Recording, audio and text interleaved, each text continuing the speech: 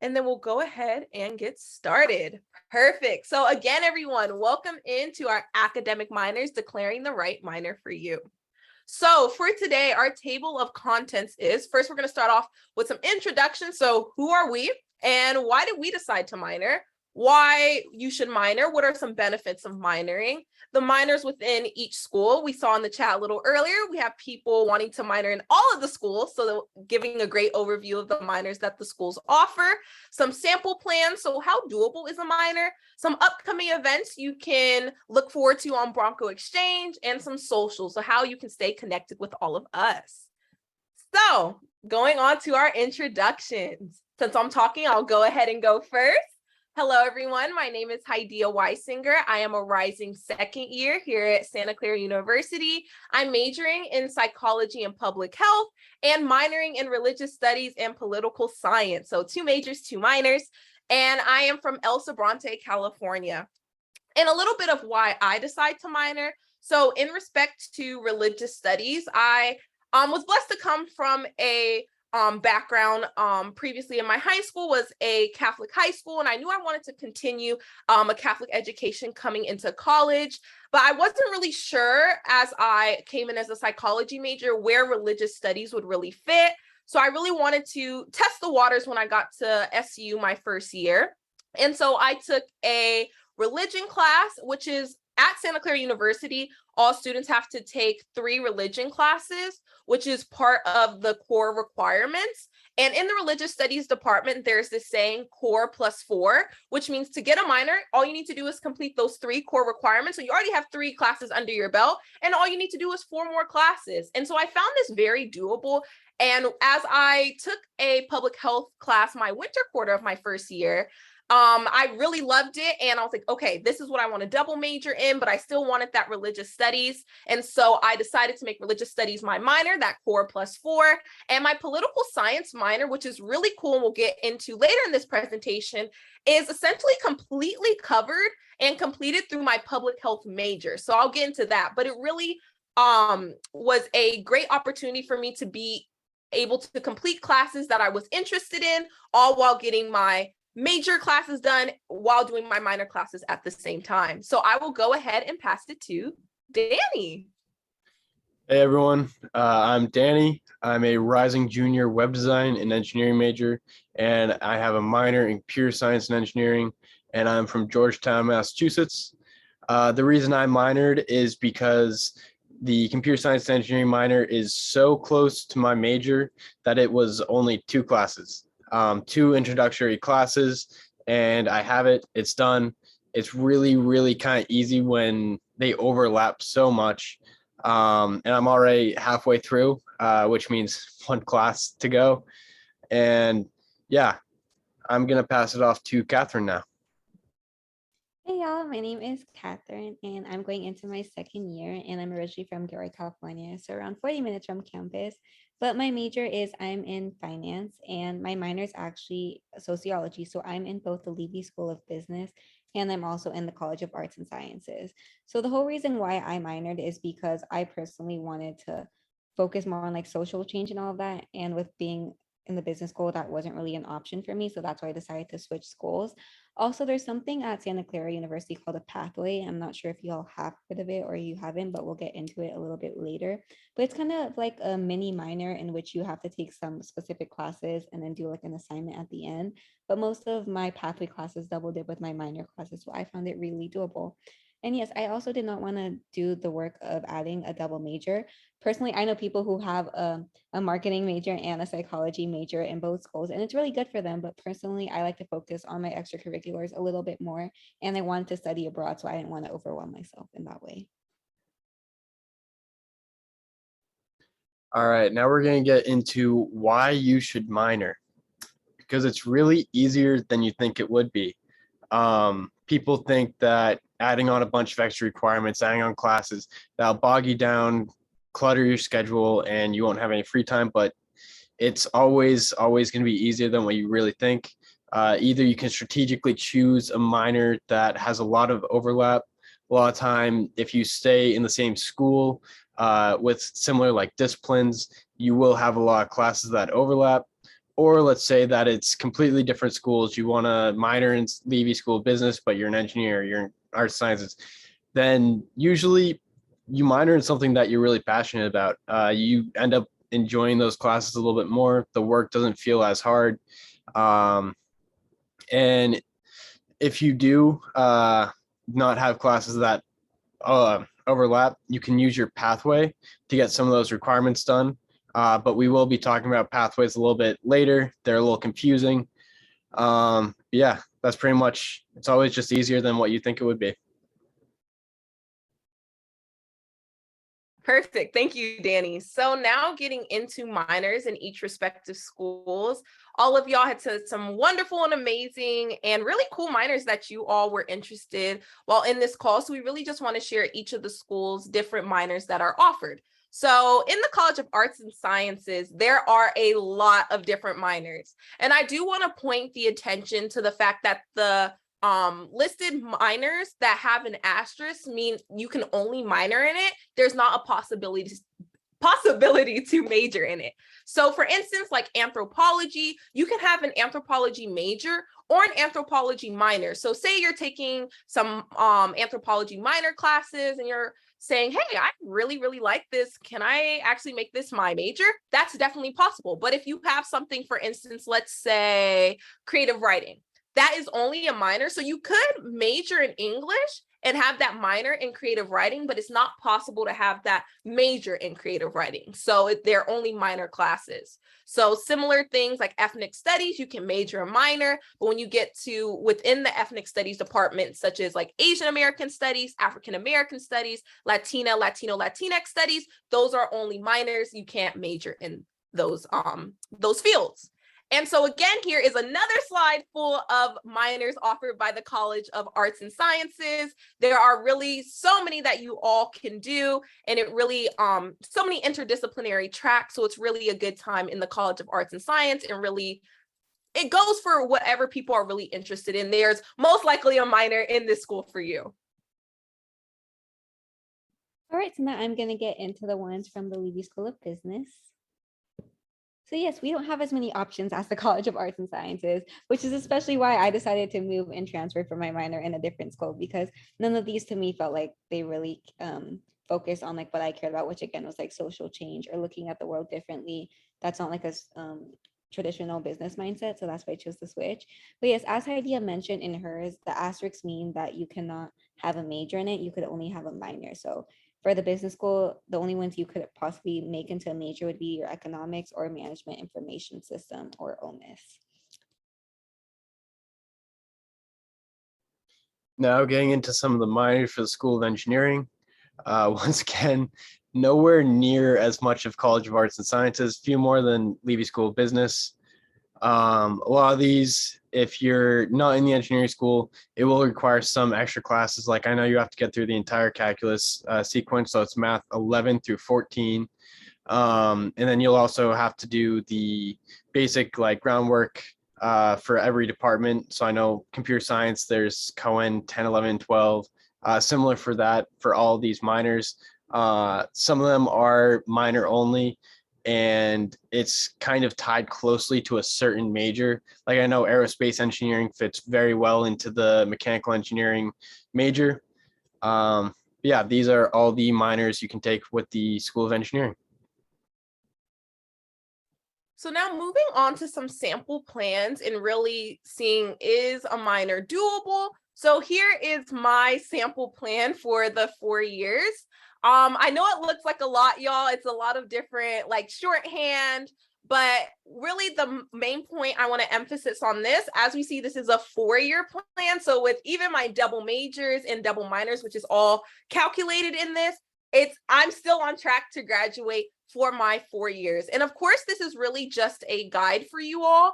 The Drummond Center is an amazing, amazing resource in which you can create a 4-year plan like this one. This is actually my Drummond advisor helped me with this 4-year plan, but really your 4-year plan can change depending on, what your minor might look like. If you want to take classes beyond that, as we see, like I have like some open spaces even in my senior year. So it's really, really doable if we just look at this overview. But a little earlier, I had mentioned how my political science minor is essentially covered through my public health major. So I'm going to get into a little bit of that. But I really want to focus on, as we have the core requirements, especially, and again, I'm College of Arts and Science, so it might look a little different depending on what school you are in. But with the College of Arts and Science, all these core requirements were essentially covered by my majors and or minor. So for instance, like my math core was covered by my public health class, and matter of fact, math, science and technology, diversity, social science, and even civic engagement can all be covered through one of my majors. And I wanted to highlight political science 1, also known as Poly 1, which was a class I took fall quarter, was covered through civic engagement. Before I even knew I wanted to officially be a political science minor, but already having one class done makes that transition into, okay, I do want to be a minor much more smooth. So now down here, these pictures, this one right here is the requirement checklist for political science minors at Santa Clara University. And we see that there are 3 lower division classes that needs to be taken, an upper division or 3 upper division classes, as well as one more course, which will be your 7th course, and it has to be either upper or lower division. So I do also want to point out the fact that as a public health major, I have an emphasis with health and society, meaning it's more of the social science and humanities track. And in the public health major, there's also another track of health sciences. So that's more you're taking chemistry, biology, sciences of that. But when the health and society track, health and society emphasis, I should say, you're more of that interdisciplinary social science. So right here, part of that requirement in my emphasis of public health, the interdisciplinary foundational courses, you have to choose from 2 departments, and it's all these departments, and complete a total of 6 courses, at least 2 from each department. So political science is one of the departments I decided to choose. And right here, y'all, you can see there's 4 different political science classes offered. Already, my lower division classes are taken care of through public health, and that upper division or lower division 7th course is taken care of. So right there, all that's done. And then in addition, another part of that emphasis is social science or humanity electives. And right here, we see 5 different political science classes that count. And right here for my upper division, for my minor, I only need 3 5-unit political science lecture courses. I can choose out of all these. So right there, my minor for political science is done simply by my major and emphasis. So that's really cool and shows I have to take these classes anyway for my public health major. Why not get a minor out of it? All right. So just applauding Hydeia because she's got it all figured out. So for me, I'm just going to reiterate, I'm a finance major with a sociology minor. So for me personally, none of my sociology classes double dip with any of my business core requirements just because they are in 2 different schools. So for me adding on a sociology minor, since I know we do have some sociology people in here, it is an additional 7 classes. And while that may seem like a lot, it really isn't because for example, this is also my 4-year plan as well. It looks a little bit different, but that's because I got mine from my peer advisor and I tweaked it a little bit. But yes, even without my sociology minor, most of my senior year was free. So that's why I was like, oh, I have way too much room. Let me add a minor because I feel like I'm not doing enough. So that's when I decided to add sociology. And as I mentioned before, with something called the pathway that I decided to do was a design thinking one because for all pathways, you just need 4 additional courses. And I've already taken 2 within the business school, which I didn't know. For example, I took Econ 1 and Phil 26, which is an ethics for business course. So I already took 2 classes. So that just means I needed 2 more. And guess what? 2 more could have been in the sociology department. So that's what I decided to do. So that's what I meant by double dip. So my pathway, I don't do any classes for my pathway. Just by doing my minor and my major, I'm completely filled up with that. And yeah, there's other classes that do double dip. For example, I might be doing an experimental learning social justice core requirement through the sociology department, which makes it really easy. And also in additional to this, I wanted to study abroad. And as you can see in my 2023 to 2024 year on the left, I'm not sure what classes I can take abroad yet because it's just something that I recently was interested in, meaning that all my schedule might move around and shift even further to the left. So I still have more time to even add a double minor or graduate early. And then what I mean by double dipping, I know it can get really confusing, but that's why I wanted to show you. So this is for the Leavey School of Business. This is my finance checklist. So on the left, as you can see, there's something called university core requirements. And these are like the kind of things that everyone does have to take. But right next to ethics, as you can see, it says like management 6, Phil 6, or Phil 26. Those are business specific courses that you could take that would fulfill your ethics requirement and your business. So that's why I circled it both on the left and on the right, because it's the same classes and I basically knock them both off. I don't have to take a separate class for university than I do for the business side.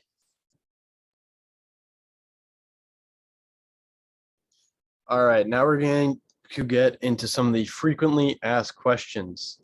Starting off, what's the difference between minoring and getting a double major?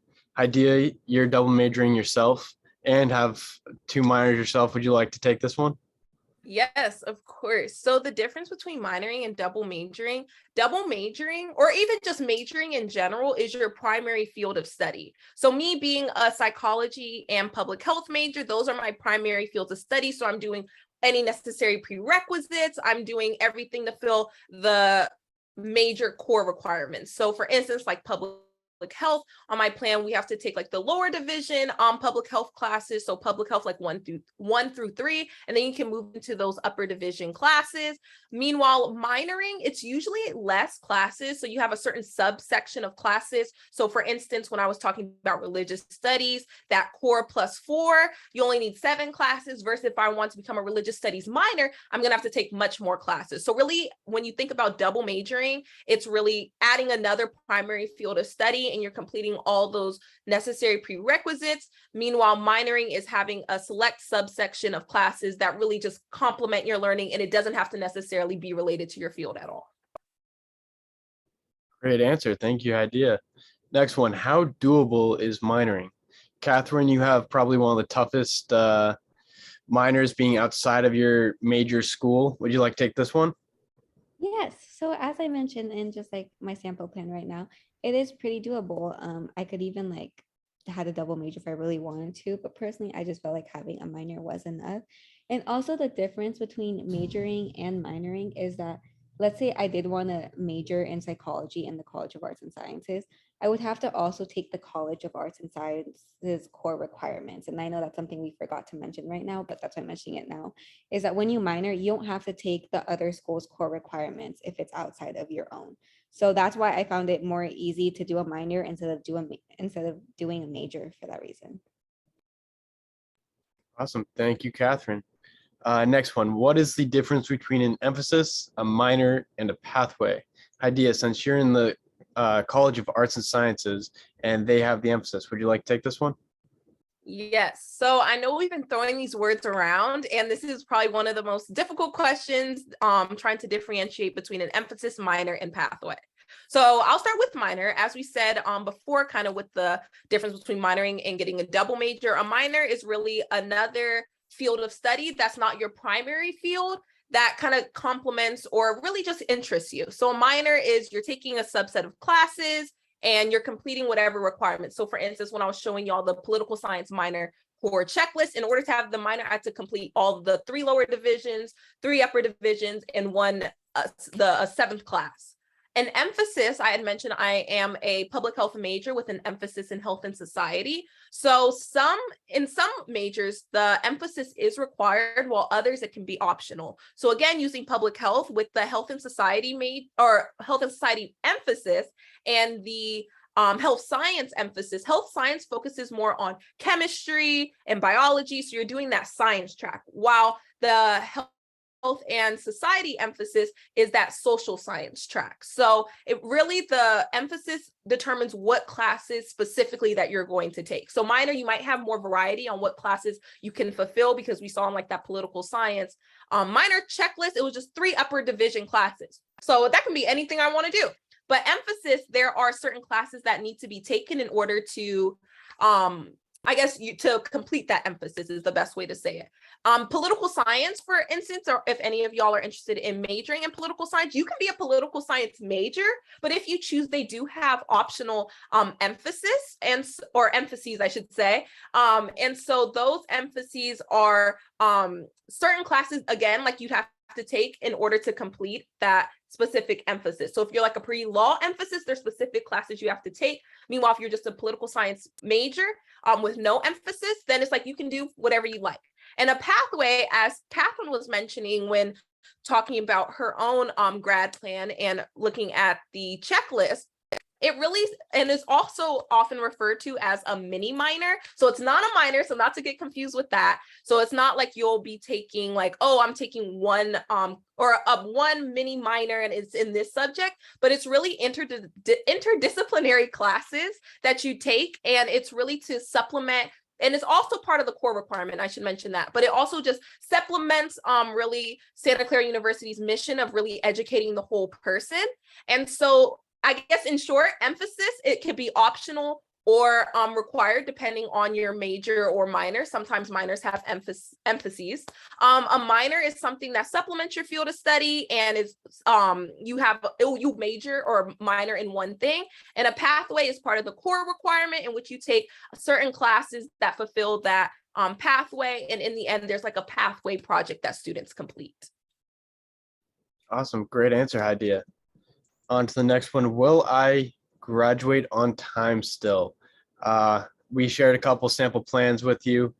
As you can see, you definitely will. The only thing is that you have to kind of know what you want to do a little bit earlier on, start taking classes towards it, which gets us into the next one. When do I have to decide if I want a minor? Kathryn, you want to take this one? Yeah, so you have until the end of your second year to declare actually all of them, your major, minor, and your pathway. So what I would recommend, especially for your first quarter and first year coming into Santa Clara, is that you're trying to get used to the quarter system, and that's just like a big step on its own. So what I would say is just take classes that you really enjoy, because personally, I came in not knowing I wanted to be sociology minor. Like I just added it like 2 months ago, like at the end of my spring quarter, and I found out that I love it without even like fully understanding what exactly I'm doing, just because I've taken a women genders 50 class and I took a business ethic course, and I just love talking about social change, and I feel like that's been really important and I value that in my life. So that's why I decided to add a minor, because I took those classes. So what I would recommend, even if you're not sure about what minor you want to do, is to just take classes, explore around, and then as long as you declare by the end of your second year, then you should be okay. Awesome. Great answer. And lastly, what is double dipping? So we've talked about this a little bit. The main idea is when it fills one class fills multiple requirements, and it's a little different between different schools. So for the engineers, you might have heard that you can double dip any core requirements, which means that, like, for instance, I took Poly 2 that fulfilled my cultures and ideas 3, but also I believe my sociology requirement. But for other schools, you can only double dip ELSJ with another core requirement, but any requirement for your major or minor, you can double dip those. It gets a little weird, but just make sure that you kind of check out what the requirements for major and minor are, and then try and match that with anything you can do for your core requirements. And with that, we are going to get on to any questions that you all have. We already have one in the chat. Did double majoring and double minoring require you to take classes in the summer? I believe this is for you, Hydeia. Yes. So double majoring, double minoring did not require me to take classes in the summer. And part of that is because a lot of it overlaps. So like I said, the political science minor, since that was covered by my public health major, that's kind of all can be carried out throughout the regular academic year. So during the fall, winter, spring quarters. So that's all taken care of. Psychology and public health. I love being those majors because it intersects so much, and a lot of classes double dip. So which we had perfectly just ended on that question. So because a lot of classes double dip, psychology and public health are super doable at together and complements each other very, very well. So didn't have to do anything for that. The only thing that was kind of outside of those 3 fields were religious studies. But again, because of the core +4, I really only needed 4 extra slots. And it really, those 4 extra slots, as I showed, I had a lot of core requirements covered by major and minor classes. Those 4 slots were easily freed up. So religious studies was able to fit right in. So in short, no, I did not have to take summer classes for my double major and double minor. All right, we have another one. Since I'm majoring in the School of Engineering, I don't need to take a language, but if I'm minor in the School of Arts and Sciences, would that mean I need those classes? So yeah, you're absolutely right. If you have 3 years of high school language in the engineering school, you don't need one. And that's the nice thing about minoring. For I believe most of them, you can definitely check the requirements online, but they only require that you have the classes that are that kind of matter for that minor. So if you're taking a language minor, then absolutely they probably would want you to do that. But let's say you're doing like computer science or mathematics, they do not care if you have language.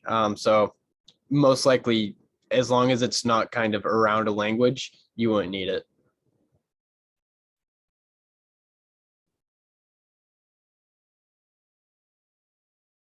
Next one, is there any point in minoring in a field of study that you plan to do for your graduate degree? Actually, that is something that I plan on doing.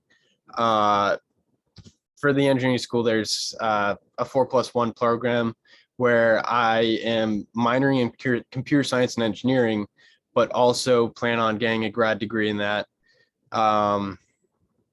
I know that in order to get that graduate degree, I have to get that minor, and it definitely gives me some more background on classes that I will have to take after I graduate undergrad. So if you can, it definitely makes sense, and it will definitely help you with the graduate degree.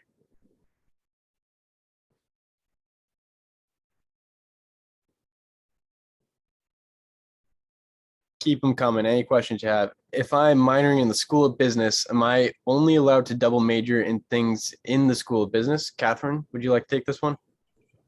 Jacqueline or Jackie, I'm not sure which one you go by. But for majoring in the School of Business, unfortunately, we can't do a double major in anything besides economics. And that's only because you can take econ in the College of Arts and Sciences because it's a weird one where it's in both schools. And then you can say, for example, take finance in the Leavey School of Business, but you cannot take, for example, finance and marketing in the School of Business. That's why a lot of people, if they do want a double major, they do have to like go into the College of Arts and Sciences or School of Engineering. So besides economics, then no, you're not allowed to do a double major in anything else.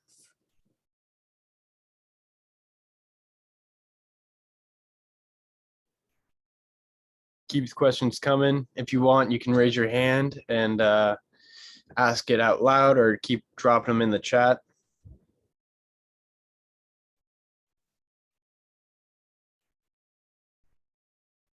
Also, if you have questions about anything that isn't minor related and just want to know about life at SCU, really any questions, we're here to answer.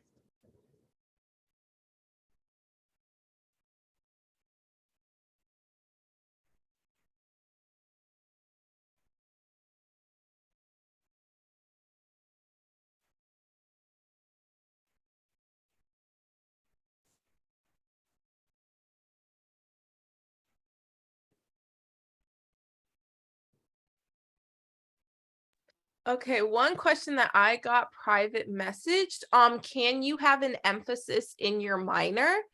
So it really depends. I know in the College of Arts and Science, the College of Arts and Sciences, it really depends. So really, I think the best thing, if you're interested, the department websites is a really, really great resource because it lays down everything department-wise.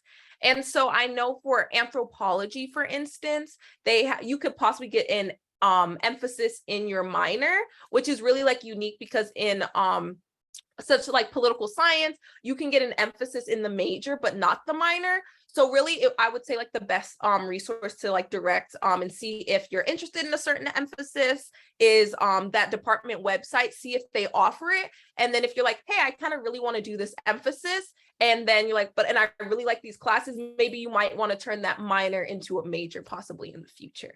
Good question.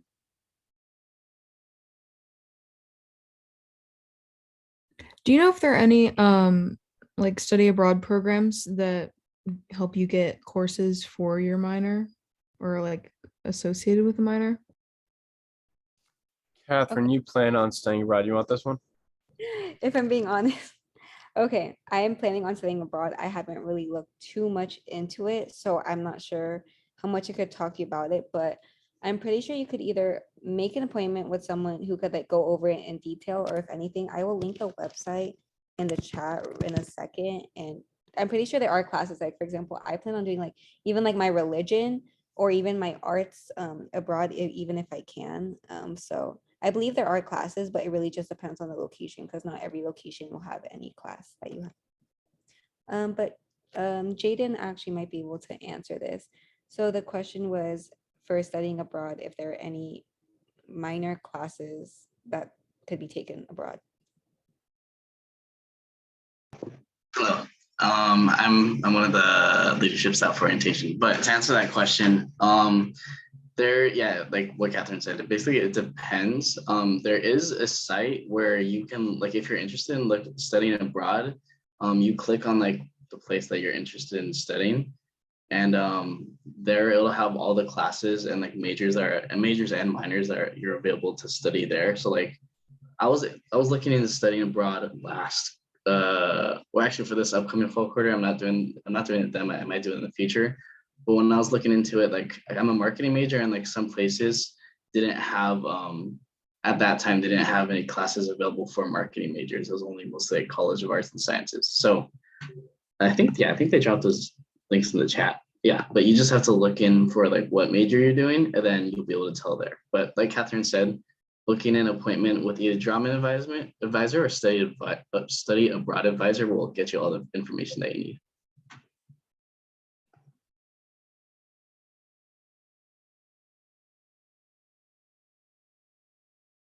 Okay, I just dropped into the chat every school's kind of minors, and then linked in those is all the requirements. Next one from Julissa. Do you think double majoring and double minoring gives you enough time to do other things such as extracurriculars, work, etc.? Hydeia, this one's great for you. Yes, so I am a little bit of a different case because I had a lot of jobs on campus my first year and a lot of extracurriculars. I think the last school year I worked 3 jobs. So I worked in the religious studies department. I worked I was part of ISAC, which is our Inclusive Excellence Student Advisory Council, and I was also a desk assistant at the Parking and Transportation office. And that does not change this upcoming school year, as I am planning and will be a peer educator in a lead seminar class. So if any lead scholars are out there, shout out to y'all. And I'll also be a peer educator winter quarter in an upper division psychology class. So those are also, part of your schedule too. So definitely you can work jobs, do like, if you decide to be like a peer educator and want to know more about that. And also in terms of extracurriculars, the biggest, I guess, extracurricular I was a part of is a part of the MCC, which is our multicultural center on campus. And I was a part of Igwe Buike, Igwe for short, which is our Black Student Union on campus. And my first year, I served as first year rep. And this upcoming year, I served as outreach coordinator. And I was also involved in a bunch of other clubs on campus as well. And I'm going to be a campus ministry intern. So with all of that, in short, it's definitely possible to still be involved in extracurriculars, have on-campus or off-campus jobs if y'all are interested in that. And really, I say the biggest key in all of that is time management. Utilizing things such as Google Calendar. We're also having a Google Calendar event tomorrow if any of y'all are interested in that. So definitely show up and show out for that. But definitely having planning, organization, and time management is definitely your best friend when you're double majoring, double minoring, and meeting with different resources on campus, such as like drama advisors, your faculty advisors, peer advisors, because those are really going to be the people to help guide you on track and making sure you hit all of those requirements. So I hope that answered your question. Yes, Hydeia is very, very busy. We're surprised that she has enough time to be here today. Oscar, I see your question. I'm going to get to Jacqueline's real quick. I'm about to drop a link in the chat. And that is all the requirements that core requirements that everyone at SU has to take. Now, Oscar, how do I declare a minor? Kathryn, I know you've already declared your sociology minor. Do you want to take this one? Yes, so Hydeia or Dani, if you could link the office of the registrar forms, I believe there's like this is gonna link you to a website where it's like a bunch of different forms, and I forgot exactly what it's called. I hope it says minor. If not, I'll figure it out right now. But you just go in, you click on the link within the link, and it'll tell you like what school you're in, what you're trying to do. So you can either add a major, add a minor, and do all of that. Unfortunately, I'm not sure if you can do it right now or you have to wait until your fall quarter starts. Hydeia or Dani, do you know the answer to that? I would definitely recommend wait until you've at least taken some classes, maybe even a little bit past that. There's a lot of time to actually declare your minor. Like I'm halfway through mine. I still haven't declared. You have plenty of time to actually do that step. And anyone from Drummond Center, if you book an appointment with them, they can help you. Your faculty advisor should be able to help you. You'll have yearly meetings with them at least, if not quarterly. And yeah, although Office of the Registrar, link coming. Yes, and it's called the program petition form. So I will link that right now, but that's what the exact one is called for the minor. Sorry, I got a personal question that I'm just going to answer right now. I got asked, is it possible to minor in the Leavey School if you're in a different school? And yes, it is possible. You don't have to do an internal switch because I know to try to get a major in the business school is pretty hard, but you could do a minor in it for sure.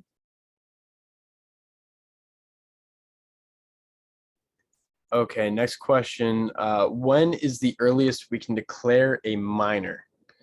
Kathryn, do you want to take this one or Hydeia? May you repeat the question real Sorry. quick, Dani? No, you're all good. You're all good. When is the earliest we can declare a minor? Yes, you can declare a minor. I'm laughing because I declared mine like the third week of fall quarter, which was kind of wild. I took one religion class and I was like, yes, this confirmed it. But yeah, you can declare that minor as early as you would like, and you can always drop a minor. So if you end up deciding to declare early, like I did, and I was like, oh, I wasn't expecting like this, or it's not just working out for me, you can always drop the minor. But at least for last year, I was able to declare as early as fall quarter. Great. On to the next one. When do we meet our peer advisors? So now peer advisors, some of you may have never heard of that term or don't have one. That's because every single school has a different, or some do, some don't. I know the engineering school has them. I met with them pretty much every quarter during my first year, which they were pretty good about getting me ready to meet with my faculty advisor. I'm not entirely sure about Leavey or College of Arts and Sciences. Kathryn, do you want to talk about Leavey real quick? I'll talk about Leavey and then Hydeia if you want to talk about College of Arts and Sciences. So for everyone in the business school for their first year, they do have a peer advisor. In fact, everyone who's in LSB should have gotten an email from theirs already, if not soon. And they're going to meet with you once a quarter to plan the next quarter. So you would figure out how to plan out your schedule. And that's normally where I got the template for my 4-year plan. And I found that really helpful. Hydeia. Yes, so the College of Arts and Sciences has something similar. I'm not sure if it's for every single major or minor. But I will say there's always like faculty, everyone has a faculty advisor. And so faculty advisors in the College of Arts and Sciences can always like refer you to a student peer advisor or not. But I know I should say like less, because for the business school, it's required that you meet with the peer advisor, while the College of Arts and Sciences, it's not like required, but it is very helpful. So for like psychology, I met with a peer advisor, but you can also satisfy your like advising like hold via when you're during the school year via like a faculty advisor as well. And similar for public health, I met with like my faculty advisor in that case, and then that was satisfied, but I could always meet with a peer advisor. So peer advisors are definitely very, very accessible. And I also have a few private messages, so I'm going to go ahead and get to those. So someone had asked, this is unrelated to minors, but I've been trying to get in contact with the registrar's office these past few days and haven't been able to. My academic advising session is tomorrow, and the registrar's office still hasn't processed and uploaded my credits for my college transcripts. Do you know if I will be able to reschedule my session or figure out some other way to fix this? I'll touch a little bit on it and then like definitely hop in, Kathryn or Dani, if you know for sure. I believe you can still go into your advising appointment. Like I don't believe you can change it since it's tomorrow. However, if you let your advisor who's in the session know what's going on, then they can help you plan classes and figure out like a way like around it, so you're not like double repeating classes or taking classes that you already have credits for. Am I right about that? Yes, Hydeia got it all. Yes, I would just say as long as you let your advisor know what's going on, they will work with you. And personally, if you know like you got credits, then you should know like it'll come in time. Do not worry about that. What I did personally is that my AP credits for calculus didn't come in, even though I knew I got a good grade. So calculus isn't mandatory in the first quarter. So I waited to take it until like the winter or spring, because just like to avoid any issues or miscommunications, I just waited, and I was personally okay with that. So that's another option that you can do. Perfect. And then another question I have, this person said, hey, I'm in lead. Welcome to Lead Scholars. Love my Lead Scholars. I was told that it gives students priority registration. However, I don't have my academic advising until the 27th. So I'm a little confused as if I still have priority registration or not. Yes, definitely understandable. So priority registration through LEAD kicks in once you matriculate, meaning like you start at Santa Clara University. So the advising appointments in the summer, those were the ones like y'all had signed up for. And so that doesn't really count because you were still like just graduate, you're an incoming student, right? But once you get on campus come fall quarter and you're registering for those winter classes, you'll have that priority registration. And it definitely shows, because I remember when I registered for my classes in the summer, I had more of like a later like date and time, I believe. And then I was like, oh no, are there going to be classes for me? But I know they save seats for students, so everybody will get the classes that they need. And also definitely recommend going to registration resources. If y'all have any registration questions, Kathryn's also hosting that one tonight.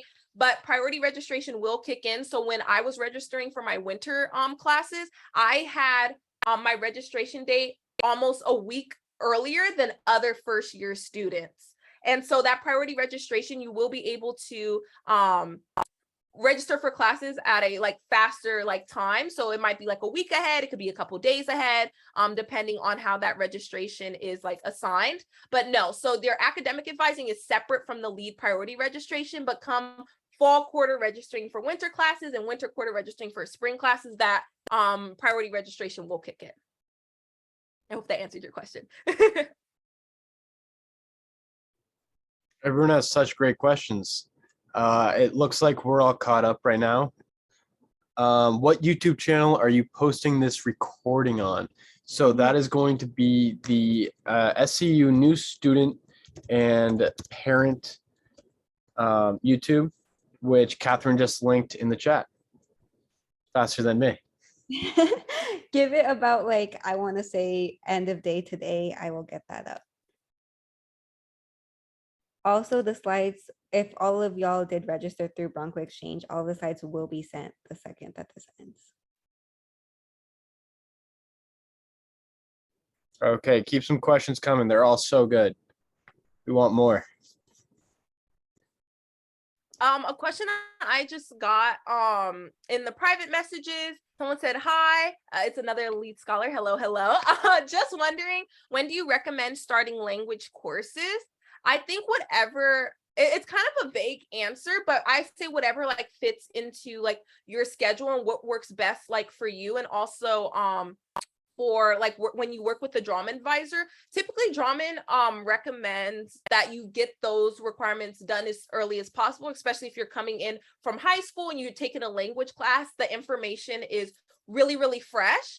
If you can take the there is like, because you take like the placement exam and that places you, but if you believe like you have like the knowledge and don't you have like that knowledge already, there is like a test that you can take to test out of the language requirement, and you don't need to take it at all. So that's personally what I'm doing for this upcoming year. So I am a second year. So obviously I didn't take my own advice that I'm giving you, but I am taking that. I'll get the official name and link that in the chat as well, but that testing out test.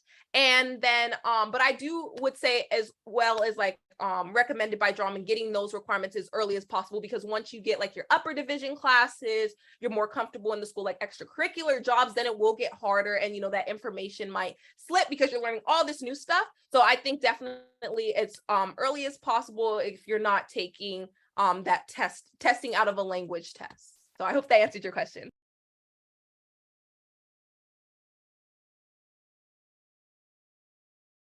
We have a couple more in the chat. I'll just say Kathryn linked this, the proficiency exam. Thank you, Kathryn. We have some more. Do any minors that you know of require less classes in general? Mostly they're going to be around 7 classes, like the religion one, the 3+4, or core +4. It's nice when you can kind of double dip them, and some of your major requirements fit in with the minor requirements, and then that ends up in less classes in general. Kathryn or Hydeia, do you guys want to jump in on that as well? What I would say is it really depends on your major. And if you want, I could help you figure it out, maybe like if you DM me or something, because like I've been like helping people out, but it really depends on your major. Because if you have a lot of like core requirements that double dip, you can maybe find some that's only like 2 or 3 or 4 more, and it's really not that bad, but it really just depends on what major in school you're in. Yeah, I agree. I think the double dipping, that will really make the minor classes, like you'd have like less minor classes to take, because I know even in the College of Arts and Sciences, like for religious studies, it's core +4. So really it's only 4 more classes. So that's, you know, if you look at it in theory, that's like, you know, you only need 4 more classes. But I know there's also some minors that require, it might be like 9 or 10 classes. So really it just ranges, but double dipping will kind of be your best friend if you're trying to like limit the amount of like minor classes you're taking, especially if you're like interested in like other classes for such as like electives or things like that. Our next question, it's very appropriate that we're just talking about core +4, because I believe that's what Peyton's asking about. Hydeia, would you like to explain a little bit more about the core +4 that we spoke about earlier? Yes. So I know that's very much in relations for religious studies, but since Santa Clara University students have to take 3 religion classes already, so that'll be like your RTC, it's often referred to. So RTC 1, 2, and 3. That's already a given. So the +4 just means you only need 4 more religious studies classes. So I believe, well, I want to make sure I give you correct information, but it's the core +4. So the 3 classes you already have to take. And so in general, I guess you could say it's 7 classes, right? So 1 has to be an introductory level. Then it has to be 2 intermediate levels, and then 4 approved advanced level courses. So that introductory level is like 1 through 19. The intermediate is 20 through 99. And the 4 advanced is 100 to 199. But the core, usually you'll have an introductory, immediate, and an advanced level. And so really for the +4, you only need 1 more introductory and 3 more advanced level courses. So yeah, it's just saying 4 more classes than what you're already taking. So I hope that answered your question. Great answer. Next one, can you test out of your language classes with the placement exam? Engineers don't have that. Hydeia, do you want to take this one as well?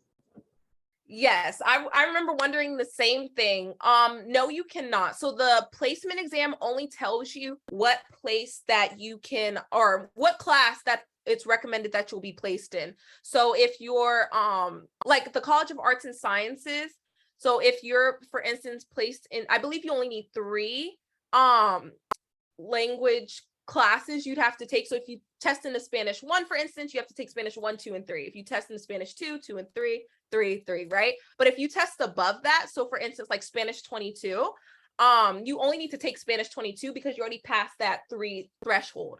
However, if you test into Spanish 22, like you pass that threshold, that might be a good indication for you, like, oh, maybe I want to take the proficiency exam and just test out of it because I already had hit that threshold. I already passed that 3rd course. So if you test into something how you might be like, hey, I'm going to, and that also frees up a slot if you're interested in like minoring or anything like that, it frees up that slot.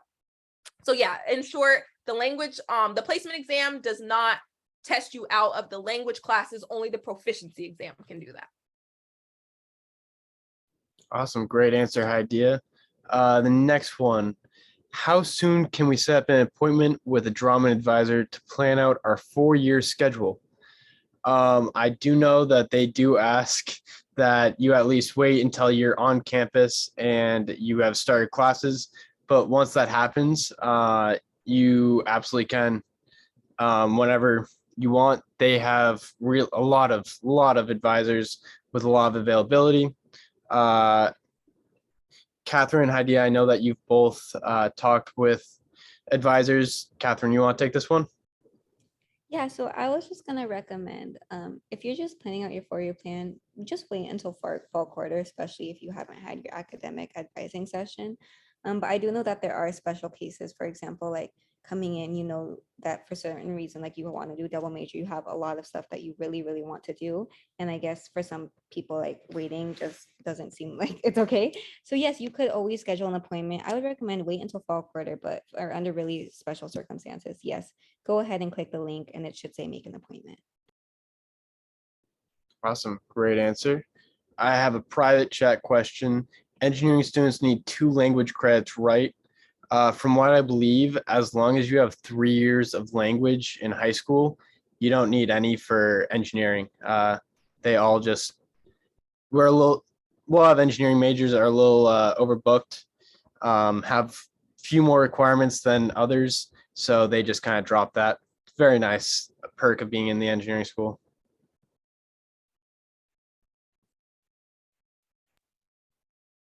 It looks like we're all caught up on questions. Oh, Kathryn, you have something? I was just gonna close it off. Yeah, it looks like we're